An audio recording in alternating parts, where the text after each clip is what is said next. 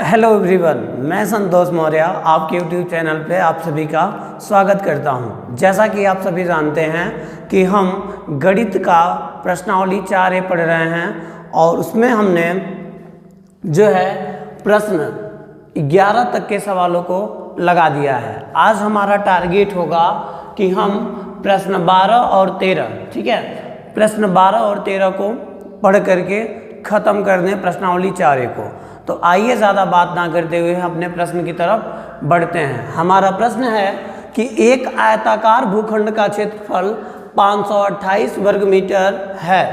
क्षेत्र की लंबाई चौड़ाई के 2 गुने से 1 अधिक है। हमें भूखंड की लंबाई और चौड़ाई ज्ञात करनी है। आइए हम इस प्रश्न को समझते हैं। पहले हम जो हमें पूछता है, जो हमसे, पहले हम उसी को लिखते हैं। हमसे क्या पूछा गया है? हमसे पूछा गया है कि भूखंड की लंबाई और इसकी चौड़ाई पूछा है हमसे जो पूछता है हम वही लिखते हैं, ठीक है। तो हमें ज्ञात क्या करना है? भूखंड की लंबाई और भूखंड की चौड़ाई हमें ज्ञात करना है। तो एक शर्त है, ये कहा है कि जो भूखंड की, यहाँ पे ध्यान से पढ़िएगा, कह रहा है कि जो भूखंड की लंबाई चौड़ाई के 2 गुने से 1 अधिक है। मतलब लंबाई जो है वह चौड़ाई के 2 गुने से 1 अधिक है। इसका मतलब यह है कि हम कह सकते हैं जो लंबाई है वह चौड़ाई के ऊपर क्या है? निर्भर कर रही है। यानी कि किसकी बात किया है कि लंबाई चौड़ाई के 2 गुने से 1 अधिक है। मतलब इसका यही तो हुआ कि जितना चौड़ाई रहेगा उसका 2 गुने से 1 अधिक उसकी क्या होगी? लंबाई होगी। तो आइए हम सबसे पहले किसको मानेंगे? लंबाई को मानेंगे कि चौड़ाई को मानेंगे? आप यहाँ प्रश्न को समझ लीजिएगा कि कौन किसके ऊपर डिपेंड है। कह रहा है कि लंबाई चौड़ाई के 2 गुने से 1 अधिक है। मतलब लंबाई किसके ऊपर डिपेंड हो रही है? चौड़ाई के ऊपर डिपेंड हो रही है। तो हम किसको मानेंगे? चौड़ाई को मानेंगे। ये बात याद रखिएगा, जैसा दिखता है हमें वैसा होता नहीं है। जनरली आपको दिखेगा कि लंबाई दिख रहा है तो लंबाई को x मान लें और चौड़ाई को कुछ और मान लें, लेकिन यहाँ पे नहीं है। यहाँ पे बात कही जा रही है लंबाई के संबंध में। लंबाई जो है चौड़ाई के 2 गुने से 1 अधिक है। तो हमें सबसे पहले क्या मानना होगा? चौड़ाई मानना होगा। तो हम उल्टा जो दिखता है उसका समझ लीजिए उल्टा होता है, लेकिन ये हम कह नहीं सकते कि 100% यही है। हमें प्रश्न को समझ के चलना होता है, ठीक है। तो हम किसकी बात करेंगे? हम चौड़ाई की बात करेंगे। तो हम लिख देंगे माना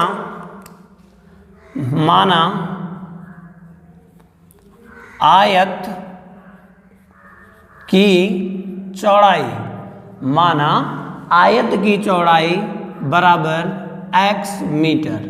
आप मान लीजिएगा कि जो आयत की चौड़ाई है वह x मीटर है।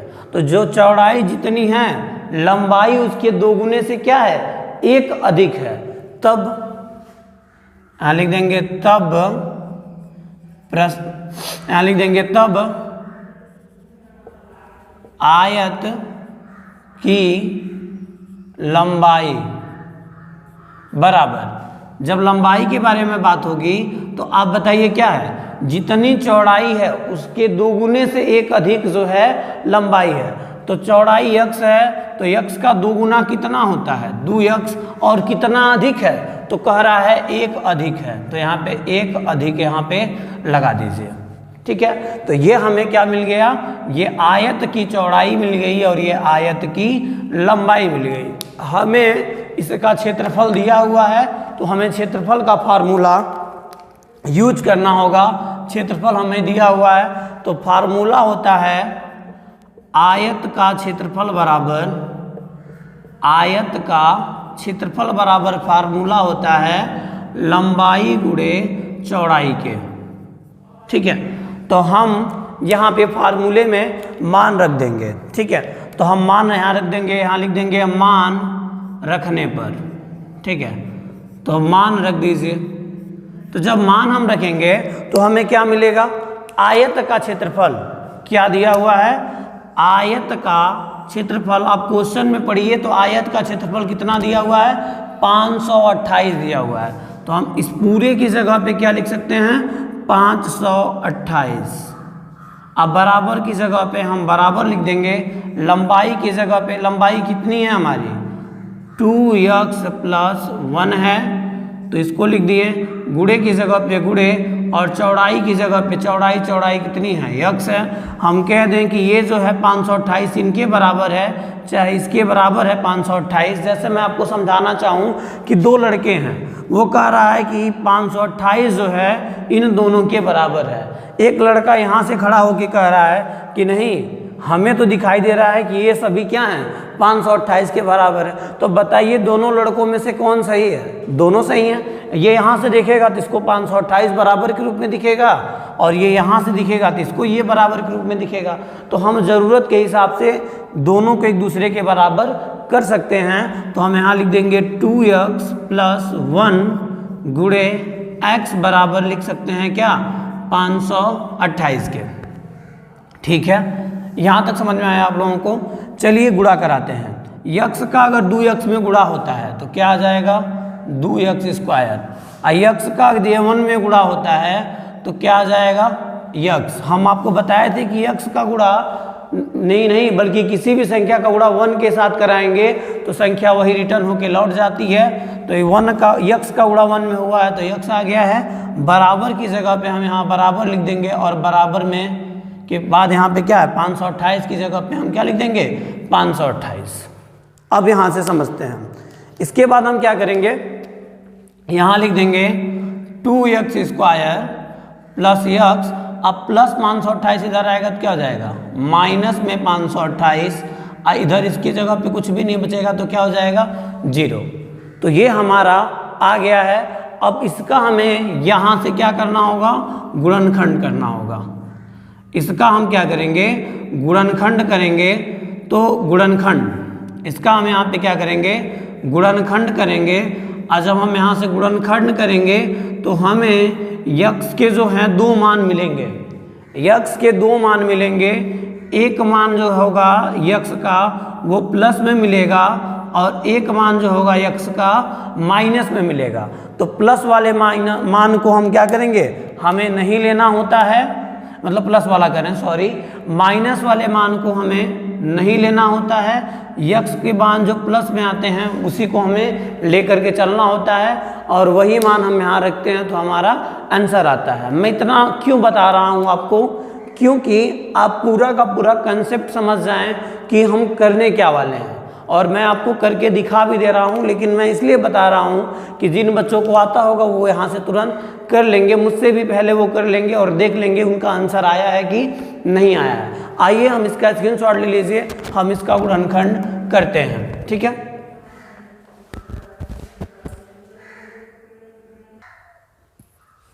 तो हमारा यही आया था 2x² + x - 528 बराबर 0। इसको हमें हल करना है। ठीक है, तो जब हम इसको हल करेंगे तो हमें इसका गुणनखंड ही करना है। तो गुणनखंड करने के लिए मैंने आपको बताया है कि आपको पास जो है एक बेस्ट मेथड होता है इसका। मैंने आपको कई बार समझाया कि गुणनखंड करने के बहुत सारे बेस्ट मेथड होते हैं। जिनको नहीं पता होगा उनको बहुत कठिन लग सकता है ये सवाल, लेकिन मैंने भरसक प्रयास किया है कि आपको बहुत अच्छे से समझ में आए। जिनको गुणनखंड आता होगा उनके लिए तो कोई बड़ी बात नहीं है, लेकिन जिनको गुणनखंड नहीं आता होगा उनके लिए जो है थोड़ी सी मुश्किल हो सकती है। लेकिन मैंने फिर भी जो है इस सवाल को आसान तरीके से समझाने का प्रयास किया है। तो आइए हम इसे देखते हैं। ठीक है, तो हम यहाँ पे क्या करेंगे, गुणनखंड जब इसका हमें करना होगा तो हम कर देंगे। यहाँ पे ध्यान से देखिएगा, जिनको आता होगा उनको भी, जिनको नहीं आता होगा उनको भी ये समझ में आने वाला है पूरी तरीके से। मैं यहाँ पे क्या कर दूंगा, इसका एक रफ वर्क लूँगा, 2x² + यक्स - 528 बराबर 0। मैं इसका एक रफ वर्क लूँगा। अब आप लोगों के दिमाग में आ रहा होगा कि रफ वर्क क्यों लेना है, क्योंकि जब यहाँ पर अंक आ जाए, जैसे यहाँ पे 2 आ गया ना, यहाँ पर जब अंक आ जाए तो इसका इसमें क्या करना होता है, गुणा करना होता है। जब यहाँ पे अंक नहीं होता है तब तो गुणनखंड करना काफ़ी इजी है, लेकिन जब यहाँ पे अंक आ जाता है तो इसका इसमें गुणा कराना होता है। तो 2 का हम गुणा 528 में कराएंगे तो यहाँ पे बचेगा हमारा x² यक्स - 528 गुणे 2, अब बराबर में कर देंगे 0 के। तो x² + यक्स, अगर 528 का 2 से गुणा करा के देख लीजिए कितना आ रहा है, 2 × 8 = 16 को 6 हासिल बचा 1, 2 दूनी 4, 1 5 और 2 बचे 10, मतलब आ गया हमारा 1056। अब बराबर में आ गया 0।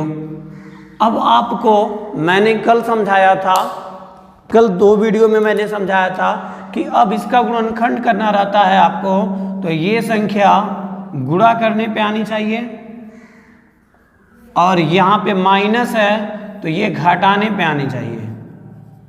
अगर यहाँ पर प्लस रहता तो ये जोड़ने पे आना चाहिए, माइनस आने की वजह से क्या होता है, इसको घटाने पे आना चाहिए। तो ऐसी कौन सी संख्या है जिसको हम घटा दें तो यहाँ पे कुछ भी नहीं है ना, तो मानते हैं, क्या मान लेते हैं, यहाँ पे 1 होता है। तो ऐसी कौन सी संख्या है जिसको हम घटा दें तो 1 आ जाएगा, और जिनका आपस में हम गुणा करा दें तो आ जाएगा 1056। आप सोचेंगे इतना लंबा हम सोचे क्या, कहाँ से सोचेंगे, हमारा तो दिमाग ही नहीं काम कर रहा है कि कौन सी संख्या होगी जिसको घटाने पे 1 आ जाए और उनका गुणा 1056 होगा। तो मैंने आपको कल भी बताया था और आज एक बार फिर मैं आपको बताने जा रहा हूँ कि जो यहाँ पे संख्या रहती है हम इसका क्या कर देते हैं, फैक्टर कर देते हैं। तो आइए हम इसका फैक्टर करते हैं। तो 1056 का जब हम फैक्टर करेंगे, देखिए 1056, इसका जब हम फैक्टर करेंगे, 2 बचे 10, 2 दूनी 4, 1 बचा, 2 अठे 16, फिर 2 से काटेंगे, 2 दूनी 4, 2 छके 12, 2 चौके 8, फिर 2 से काटेंगे, 2 एक करने 2, 2 तेयान 6, 2 दूनी 4, फिर 2 से काटेंगे, 2 छके 12, 2 छके 12, फिर 2 से काटेंगे तो यहाँ पे 33 आ जाएगा। अब ये 2 से नहीं कटेगा तो हम 3 से काटेंगे तो यहाँ पे 11 आ जाएगा, और 11 से काटेंगे तो कितनी बार में कटेगा, 1 बार में कटेगा। हमें क्या क्या मिला हुआ है, हमें मिला हुआ है, मैं यहाँ लिख दे रहा हूँ, हमें क्या क्या मिला हुआ है। हमें मिला हुआ है 2 कितनी बार मिला है, 1 2 3 4 5 बार, 5 बार 2 मिला है, 1 बार 2 बार 3 बार 4 5, 1 2 3 4 5 बार 2 मिला है, और 1 बार 3 मिला है, और 1 बार हमें 11 मिला है। गुणा कराइए, 2 दूनी 4, 4 दूनी 8, 8 दूनी 16 और 16 दूनी 32, 11 तिया 33। मिल गया कि नहीं। अब आप बताइए 32 का गुणा अगर आप 33 में करा दीजिएगा ना, 32 का गुणा अगर आप 33 में करा देंगे तो आपका आ जाएगा 1008। ठीक है, अगर आप 32 का गुणा अगर आप 33 में करा देते हैं तो आ जाएगा आपका 1008 कहते, सॉरी 1056। और आप ये भी जान रहे हैं कि अगर 33 में से अगर आप 32 घटा देंगे तो आ जाएगा आपका 1, यानी कि गुणा करने पर 1056 और घटाने पे 1 आना चाहिए था। आ गया कि नहीं आ गया। तो हमें संख्याएं क्या क्या मिल गई, 33 और 32 हमको मिल चुका है। तो ये सब हमारा क्या था, रफ वर्क था, हमें इनसे कोई लेना देना नहीं है, बस हमें संख्या ढूंढनी थी। तो हमें संख्या क्या मिली है, 33 और 32 हमें मिल चुका है। अब हमारा इन सब का काम खत्म। आप ये सीख चुके कि जब यहाँ पर अंक रहता है तो गुणनखंड कैसे करते हैं। ठीक है, आइए, मैंने इस सवाल को मैं अगर बताता तो बहुत ही जल्दी मैं बता पाता इसको, लेकिन मैं ये कोशिश कर रहा हूँ कि आप इस सवाल को ही ना पढ़िए, बल्कि जिन बच्चों को गुणनखंड नहीं आता है वे गुणनखंड भी इससे क्या करें, सीखें। ठीक है, तो मैं इसे मिटाता हूँ। हमें संख्याएं क्या मिल गई हैं, 32 और 33 मिली हैं। ठीक है, तो अब हमें यहाँ से करना है, हमें 32 और 33 मिला हुआ है। ठीक है, तो हमें इसको यहाँ से हल करना था।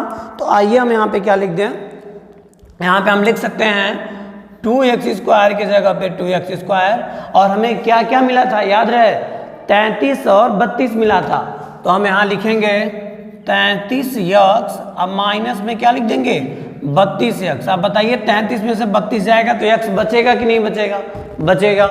और यहाँ हो जाएगा माइनस में 528, अब बराबर में क्या हो जाएगा, 0 के। जब 4 पद हो जाते हैं तो 2 पदों को एक साथ, 2 पदों को एक साथ हम ले लेते हैं। ठीक है, तो आप बताइए इन दोनों में क्या कॉमन दिख रहा है, मुझे तो x कॉमन दिख रहा है, तो मैं यहाँ से x को कॉमन ले लूँगा। तो यहाँ पे क्या बचेगा, 2x, और यहाँ पे बचेगा 33। ठीक है, अब इन दोनों में आप बताइए ऐसी क्या है संख्या जो इन दोनों को काट सकती है।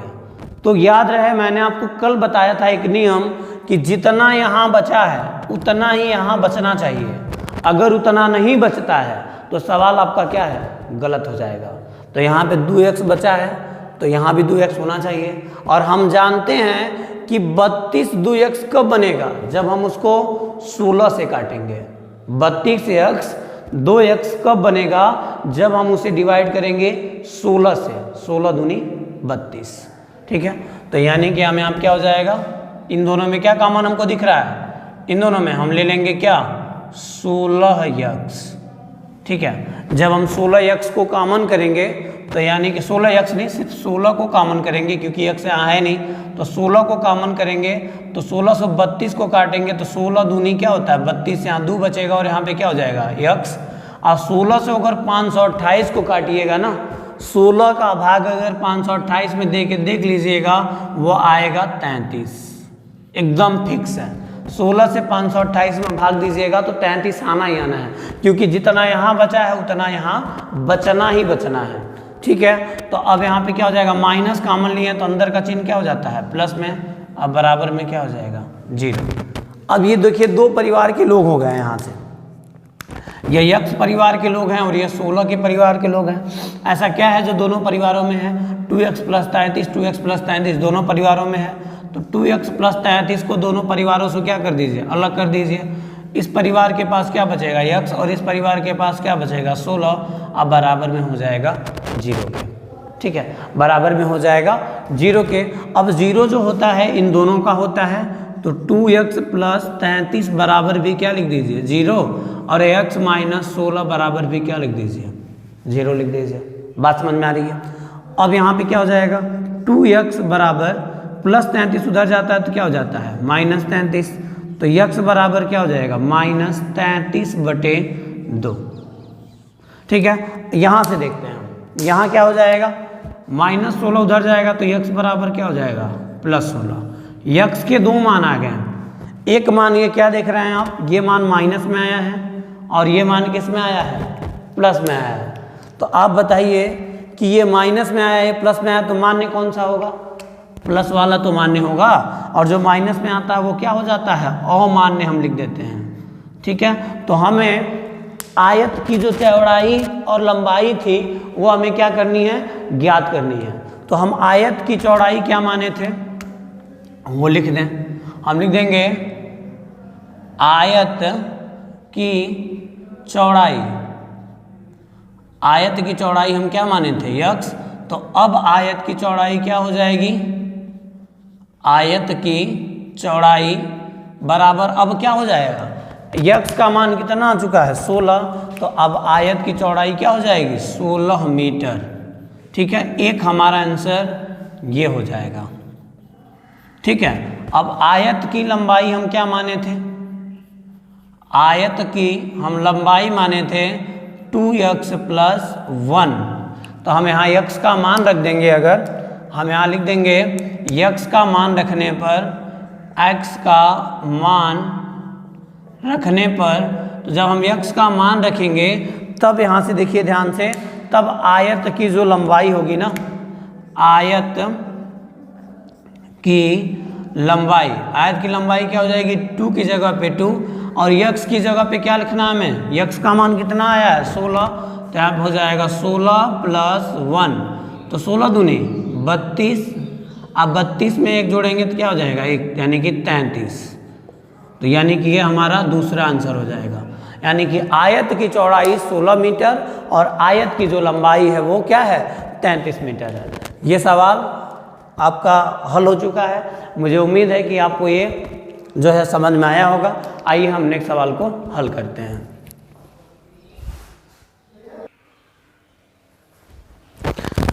देखिए हमारा ये प्रश्न है, अंतिम प्रश्न है इस प्रश्नावली का, ठीक है। ये कहा है रोहन की माँ उससे 26 वर्ष बड़ी है, ठीक है। रोहन की माँ रोहन से 26 वर्ष बड़ी है, उनकी आयु का गुणनफल अब से 3 वर्ष पश्चात 360 हो जाएगा। हमें रोहन की वर्तमान आयु ज्ञात करनी है। आइए हम इस प्रश्न को हल करते हैं। ठीक है, ये कहा जा रहा है कि रोहन की जो माँ है ना, रोहन से कितनी वर्ष बड़ी हैं? 26 वर्ष बड़ी हैं।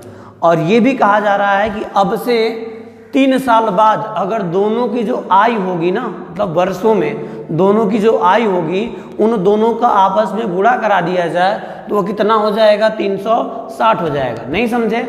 आइए मैं समझाता हूँ आपको। जैसे मान लीजिए एक पिता है, वह जो है अपने पुत्र से 25 साल बड़ा है।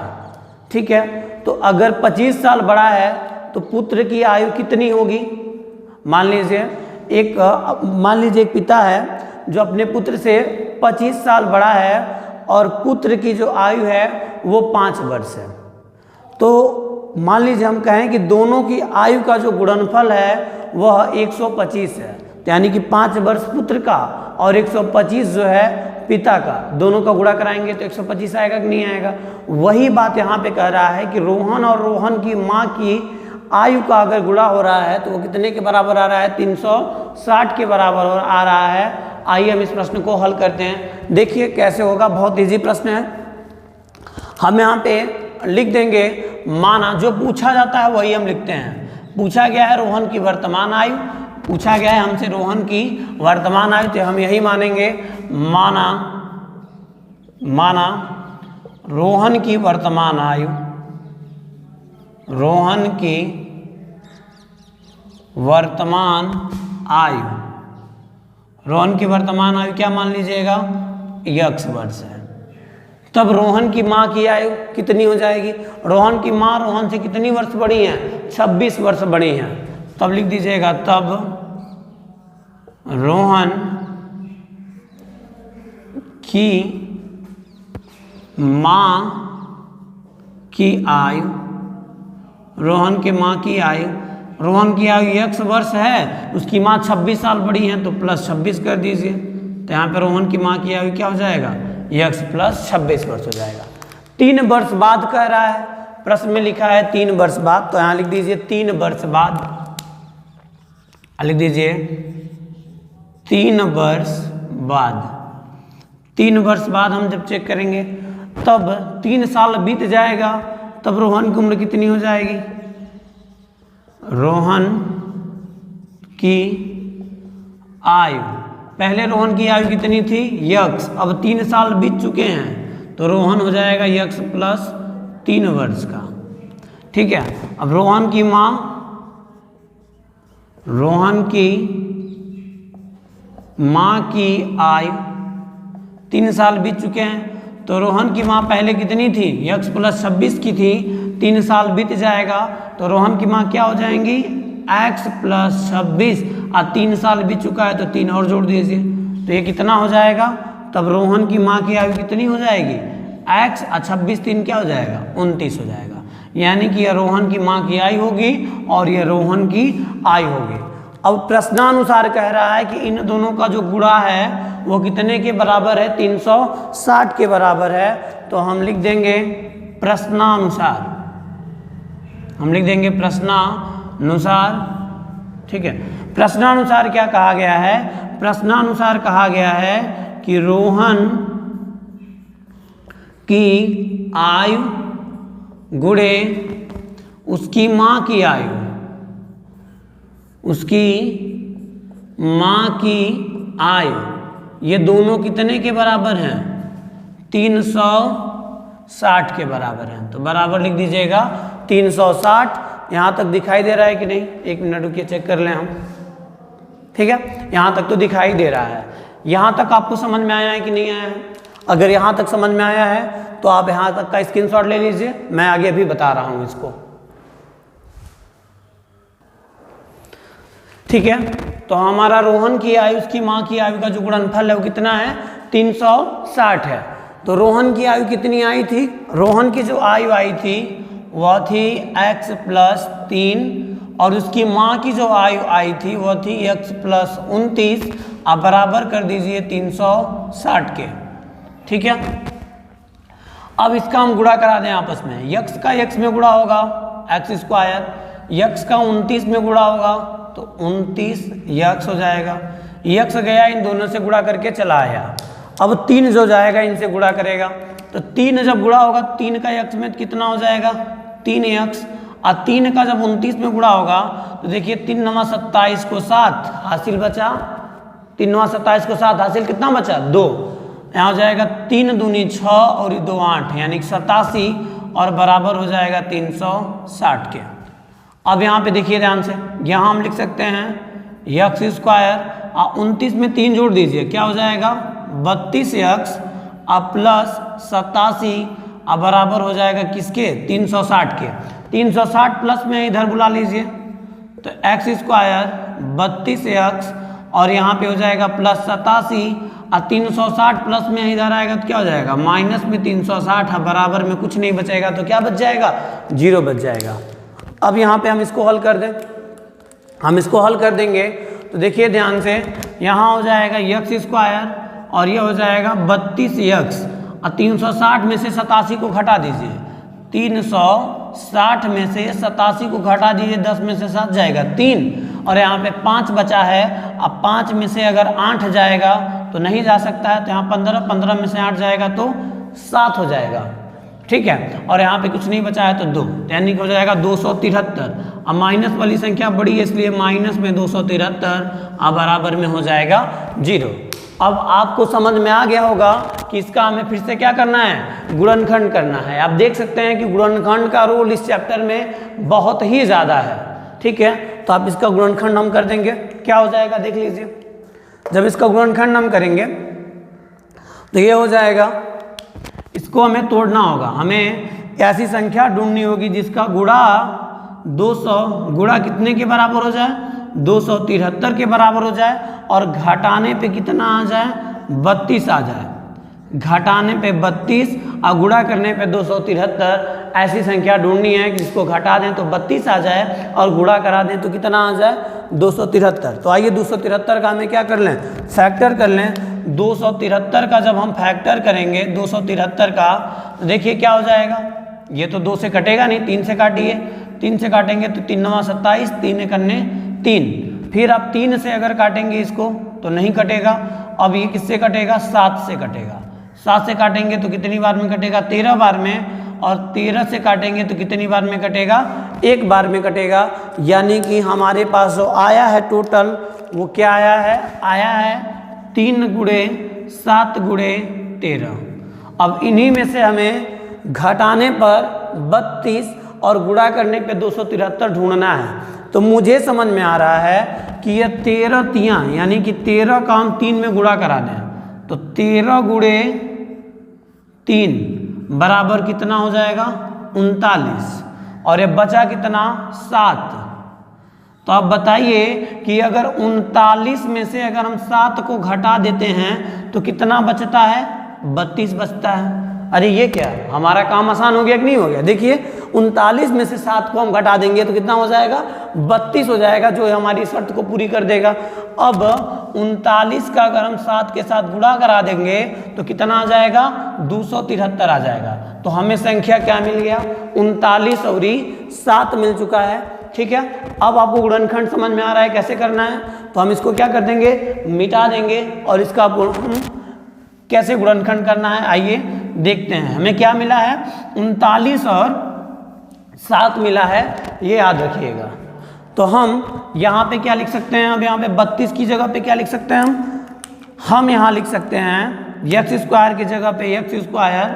अब 32 की जगह पे क्या लिख सकते हैं 39x, 39 में से कितना घटा देना है 7, 39 में से 7 घटेगा तो 32, और 39 और 7 का गुणा किसके बराबर होता है 273 के बराबर होता है, और यहाँ बराबर में क्या लग जाएगा 0 लग जाएगा, ठीक है।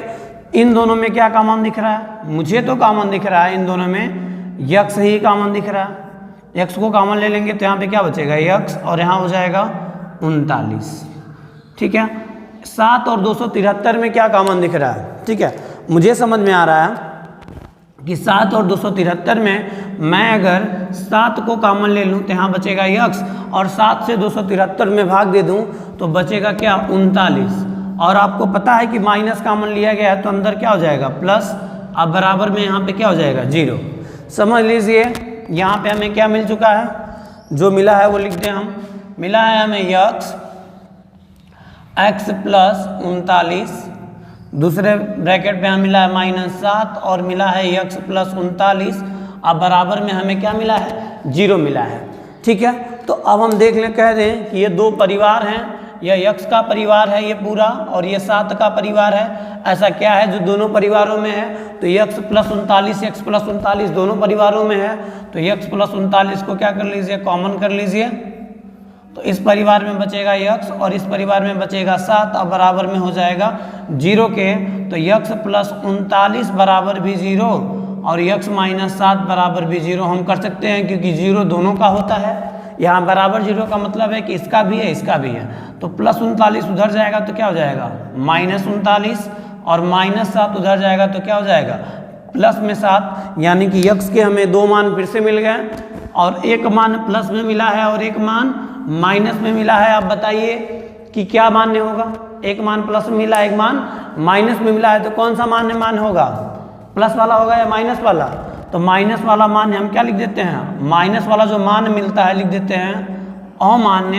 अब प्लस वाले मान को ही हम अपना जो है संख्या मान लेते हैं। तो हमारा आंसर आ गया क्या, नहीं आ गया। हमें रोहन की आयु बतानी थी, तो हम लिख देंगे यहाँ पे रोहन की आयु। ठीक है, हम यहाँ लिख दे रहे हैं। ठीक है, रुकिए थोड़ा सा इसका स्क्रीनशॉट ले लीजिए, मैं मिटा के यहाँ लिख दूँ। इसका स्क्रीनशॉट ले लीजिए आप लोग, मैं मिटा के लिख दे रहा हूँ। ठीक है, तो हम लिख देंगे क्या, हम यहाँ लिख देंगे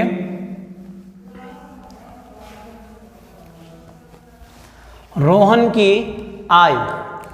यहाँ लिख देंगे हम रोहन, ठीक है, रोहन की वर्तमान आयु, रोहन की वर्तमान आयु। तो रोहन की आयु हम कितना माने थे, x माने थे, तो x की जगह पे हम क्या लिख सकते हैं, हम 7 लिख सकते हैं। तो रोहन की आयु क्या हो जाएगी, रोहन की आयु हो जाएगी कितनी वर्ष, 7 वर्ष। प्रश्न में तो पूछा नहीं है कि उसकी माँ की आयु बताइए, लेकिन आप अब उसकी माँ की आयु अगर मान लीजिए पूछ देता है बोर्ड पेपर में, तो आप उसकी माँ की आयु क्या करेंगे, निकाल लीजिएगा। लिख दीजिएंगे आप रोहन की माँ की आयु, रोहन के माँ की आयु, रोहन के माँ की आयु हम क्या माने थे, x प्लस 26 माने थे। तो हम यहाँ लिख देंगे x का मान रखने पर, x का मान अगर हम रख देंगे तो क्या होगा, ध्यान दीजिए, जब हम x का मान रखेंगे तब रोहन की माँ की आयु क्या हो जाएगी, रोहन के माँ की आयु, माँ की आयु बराबर क्या हो जाएगा, x की जगह पे क्या रख सकते हैं हम, 7 प्लस 26, यानी कि जोड़ेंगे तो कितना वर्ष हो जाएगा, 33 वर्ष। ठीक है, यही हमारा आंसर है। आई होप आप इस पूरे सवाल को जो है समझ गए होंगे। मैंने प्रश्नावली 4A पूरा कंप्लीट आप लोगों को पढ़ा दिया है। पूरे वीडियो को आप देख लीजिएगा और जो भी डाउट हो आप मुझसे पूछ सकते हैं। तो मुझे उम्मीद है कि आप लोगों के लिए जो मैंने पूरा ये मेहनत किया है प्रश्नावली 4A का वीडियो बनाने में, आपके जीवन के लिए सार्थक होगा। मैं इसी उम्मीद के साथ आपसे विदा लेना चाहूँगा और मिलते हैं नेक्स्ट दिन नेक्स्ट एक्सरसाइज के साथ। हमारी जो प्रश्नावली होगी वो होगी 4B। ठीक है, तो हम कल मिलते हैं प्रश्नावली 4B के साथ। तब तक के लिए धन्यवाद।